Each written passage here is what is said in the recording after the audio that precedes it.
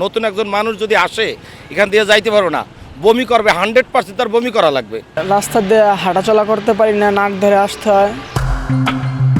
সড়কের দুই পাশে জমে থাকা বর্জ্য আবর্জনার স্তূপে চরম ভোগান্তিতে পড়েছেন এলাকাবাসী। সড়ক জুড়ে ছড়িয়ে থাকা ময়লার দুর্গন্ধে পথচারী ও যাত্রীদের চলাচল দুর্বিষহ হয়ে উঠেছে। স্থানীয়দের অভিযোগ, দীর্ঘদিন ধরে ময়লা অপসারণ না করায় কেরানীগঞ্জের বিভিন্ন এলাকা এখন যেন ভাগাড়ে পরিণত হয়েছে।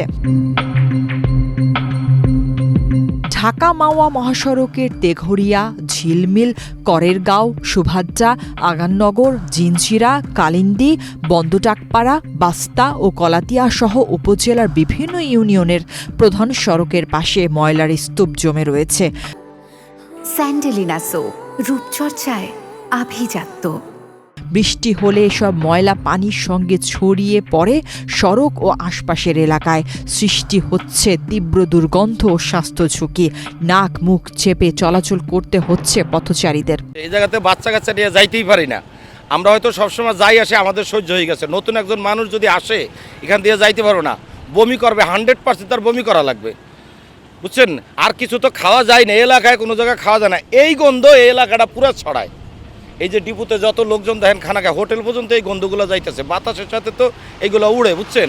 তো আমাদের মতো জনগণের যে সমস্যা হইতেছে তা আমরা ছাড়া আর কেউ বুঝবে না বাইরার।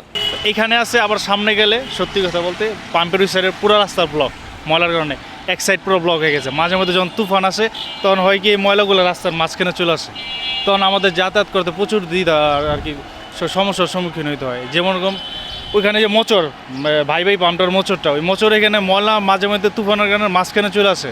আমরা গাড়ি চলাচল দুই পাশে যে গাড়ি যাতায়াত করবো আস্তে ধীরে যেতে হয়, এমন আছে এমন সব দুর্ঘটনার শিকার হইতে হয় এই কারণে। এলাকাবাসী জানান, মাসের পর মাস ময়লা পড়ে থাকলেও তা অপসারণে কার্যকর কোনো উদ্যোগ নেই। ময়লার দুর্গন্ধে সড়কে দাঁড়ানো কষ্টকর হয়ে পড়েছে। পরিবেশ দূষণের পাশাপাশি রোগ জীবাণু ছড়িয়ে পড়ার আশঙ্কা করছেন স্থানীয়রা।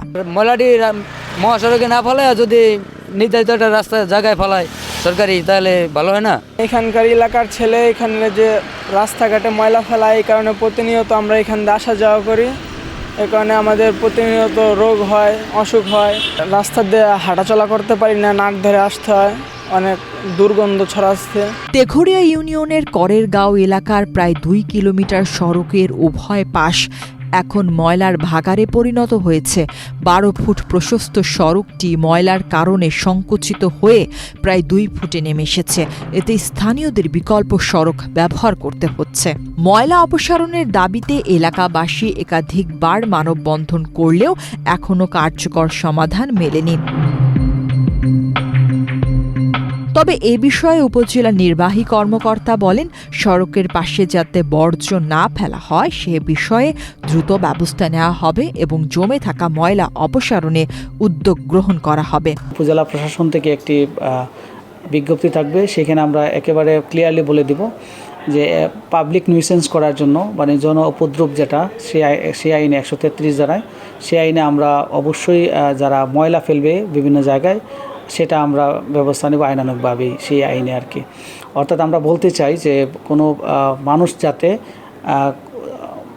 অযথার্থভাবে যে কোনো জায়গায় যে কোনো প্লেসে তারা যাতে ময়লা তারা ড্রপিং না করে, সেই জন্য আমরা মানে ব্যবস্থা নেব যদি কোনো ধরনের এই ধরনের পাই। আমাদের এলাকাগুলো সিসি ক্যামেরার আওতার মধ্যে আছে, সেই সিসি ক্যামেরার মাধ্যমেও আমরা কিন্তু ডিটেক্ট করব আসলে কারা এই রাস্তার আশেপাশে বা যেখানে মানে জনদুর্ভোগ হতে পারে সেইখানে যদি কেউ ময়লা ফেলে, বজ্র ফেলে, আমরা তাদের বিরুদ্ধে কঠোর আইনানুগ ব্যবস্থা নেব। এলাকাবাসী ও পথচারীদের দুর্ভোগ দূর করতে খুব শিগগিরই ব্যবস্থা গ্রহণ করবেন কর্তৃপক্ষ, এমনটাই প্রত্যাশা ভুক্তভোগীদের।